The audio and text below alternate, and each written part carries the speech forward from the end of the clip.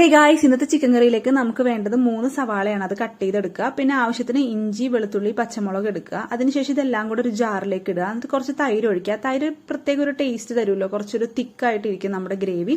അപ്പോൾ അതിനുവേണ്ടി കുറച്ച് തൈര് ഇടുക, ഉപ്പിടുക, മുളക് പൊടി ഇടുക, മഞ്ഞൾപ്പൊടി ഇടുക. ഇതെല്ലാം ആവശ്യത്തിന് ഇടുക. അതിനുശേഷം കുറച്ച് ഗരം മസാല ഇടുക. ഞാൻ ചിക്കൻ പൗഡറോ അല്ലെങ്കിൽ ചിക്കൻ കറി പൗഡറോ ഒന്നും യൂസ് ചെയ്യുന്നില്ല. കറിച്ചട്ടിയിലാണ് ഞാൻ ഇന്ന് ചിക്കൻ കറി ഉണ്ടാക്കുന്നത്. അതിലേക്ക് എണ്ണ ഒഴിക്കുക.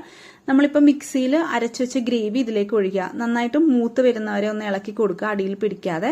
എന്നിട്ട് മൂത്ത് വരുമ്പോൾ അതിലേക്ക് ചിക്കൻ ഇടുക. ചിക്കൻ ഇട്ട ശേഷം നന്നായിട്ട് ഇളക്കി എടുക്കുക. ഇതെനിക്ക് തോന്നുന്നു ഇപ്പോൾ ഏകദേശം ഒരു കിലോയോളം ചിക്കൻ ഉണ്ട്.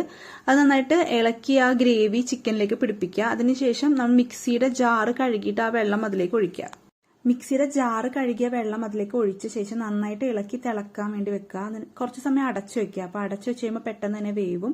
വെന്ത് കഴിഞ്ഞിട്ട് തുറന്നു നോക്കിയപ്പോഴത്തേക്കും നമ്മുടെ അടിപൊളി ഈസി ആയിട്ടുള്ള ചിക്കൻ കറി റെഡി.